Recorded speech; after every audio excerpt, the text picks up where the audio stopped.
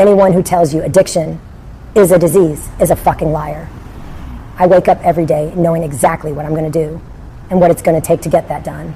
This is so infuriating because whoever made this voiceover, there's no way they're an addict. You're not going to find an addict out there who uses every day, who is excited and wants to go out and do what they have to do to get their dope, break all their morals just to feel like they can be able to survive. There's a reason they're going out to get high. It's so they can feel better. If any addict tells you they want to be an addict out there on the streets, they're fucking lying. If any addict tells you they're not miserable in their addiction, they're fucking lying. If any addict has to be homeless and find abandoned places to live in because it's all worth getting high, they're lying. Maybe they're lying to themselves too, but I'm telling you, they're fucking lying. Not one of them is going to be happy about the shit they're doing every day to keep their addiction going. It's a disease in the sense that it's in our mind now. It's in our body. Our body's going to recognize it and it's going to try to use that substance because it thinks it needs that to survive. This is not a cop-out. It's just saying this is where our body is now. You know, it's always kind of blown my mind that people don't realize that addicts are as miserable as they actually are. Why do you think we use drugs in the first place? Even if it started out for fun at one point, we're using that as a coping mechanism. That's what we're doing. We're self-medicating. Like, we are not happy people. We're so miserable that we're going out here and we're using these different drugs that we know is not okay, know we're not healthy, know can harm us and probably eventually kill us because we are that miserable. We have to take care of it as if we would any disease. A disease with the way it affects your body and your mind. Our body is in the mode of survival and we're doing everything we can just to get through the day. And you have no choice but to continue to give yourself insulin as if you were a diabetic because your body will fail you. And it will fail you. You're not going to wake up one morning and be like, you know what, I'm having a bad day, I want to go do some heroin. It doesn't work like that. It starts off small. You're trying to use all these coping mechanisms you have to get through the day to make it work, whether it's mental health issues, whether it's whatever you have. So you're going to start using these drugs and you're going to take different things because they're helping you throughout the day. Eventually, there's a decline in that and it doesn't last very long. And soon you start spinning out of control and life starts spinning out of control and nothing is manageable. But the problem is you feel like you have to have this to survive, to be able to do what you need to do. You're losing your house, you're losing your car. That's okay. If I get this fixed in my body, I will feel better. I'll be able to go out here and fix all these problems that I've caused with my addiction. Now, our body is telling us you have to have this to survive. If you want to be able to get up and do stuff throughout the day, your body's going to need it because if it doesn't have it, it's going to get really sick. So now we're at that point where we're like, okay, we're trying to function. We're trying to get everything done. We just need this bit to keep us going. At the same time, we're losing ourselves in that and we're working so hard and focusing, trying to just survive in our own bodies, in our own environment. We're not able to even focus on what's going on around us, who we're hurting, what we're doing. It is very selfish and we are very selfish when we're in it. So you've got yourself, you feel like you need it. Now your body's telling you, you got to have this because if you don't, you are going to get physically sick. And your mind is now telling you, we have to have this or we're not gonna be able to think, we're not gonna be able to function, we're gonna be sad. Our dopamine is gone. If you want us to just be a normal person, we can work on that, but we have to have this fucking drug in order to do it. And then maybe we'll wean off and you come up with all these different ideas of how you could do it. And then maybe you'll just do a little bit more today. If an addict chooses to get clean or to recover or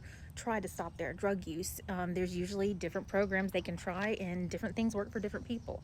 One of the biggest things for addicts is to acknowledge and admit their own faults and accept responsibility for their behavior and for the disaster they have created around them. Do you know how scary it is for just normal people who don't have problems with addiction just to accept responsibility for little shit throughout the day, for where they are in life or their career? You know how difficult it is for a grown-ass adult just to admit those things to themselves? So imagine somebody who knows they've screwed up completely to have to come to terms with, what have I done to my kids? What have I done to my family? What have I done to my home, my future? That's scary. Not saying they don't deserve to have to go through that shit. They do. Everything I had, all my problems, all my trauma, all my depression, I was masking it. So as soon as that's taken away and you remove that mask, you have this very vulnerable, raw person. Getting clean was by far the most difficult thing I have ever had to do. It was terrifying. It's a disease as in we're stuck with it. We can't run from it. We'll have to forever treat it if we want to survive it. So if you're one of those people that just sees these addicts and you're like, oh, well, they're choosing to do that. It's all a choice. They're choosing to be out there and act like that. You're right. At one point, there was a choice. There was a choice where in order for us to function as a normal person, we chose to go out and do something that caused a lot more harm than good. it feels like it's going well, and then all of a sudden it doesn't. And a lot of times you don't see that coming, and it comes as a shock. Don't judge us and sit there and think that we're doing this because we want to be out there doing it. At some point, you are depending on that to get through the day. It's no longer just something you're using to help. It's something you are depending on, and it is your lifesaver.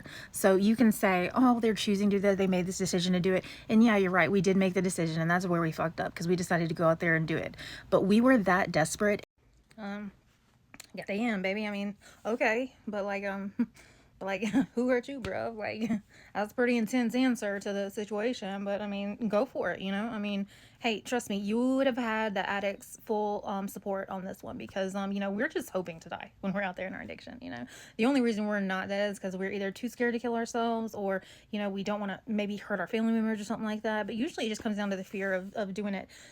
But you know, usually we just hope that one day we'll do enough and we won't wake back up, we won't be resuscitated, and we can just end it there, you know? Because I mean, trust me, we hate that shit. Especially when you think there's no way out and this is how it's going to be forever. Oh yeah, fucking send me to the booth now. Grab my ticket, I'm gonna wait in line, because bitch, this is the answer. If I had to spend the rest of my life like, yeah, no, just take me out now, you know? I mean, trust me, addicts don't want to, they don't want to live like that. They don't want to live like that at all. They're miserable. And to think there's no way out or no way to get clean or do any of that, hell yeah. Them boosts gonna be popping, dog. Yeah, go ahead and put them boosts out, because I mean, you're gonna get addict support. So I mean, we're not even gonna argue with you on that one, because we'd love it. I mean, we'd be your best customer for sure. You know what I'm saying? The only people that might have issues for it were people like, ugh, I don't know, like our family members, or maybe our kids. You know, little boys or little girls that are praying that mommy or daddy will one day be how they used to be, that one day they'll find help and escape their addiction and they can be a family again, you know? Those people might care about that, or a parent who prays every night that their loved one won't die and that they will eventually hear from them, to know that they're still alive and living, because that's all they can pray for right now. So yeah, you know, hoping those people maybe find a way out of it one day. But you know, but who cares about that, right? Who cares about that? Put the moves up.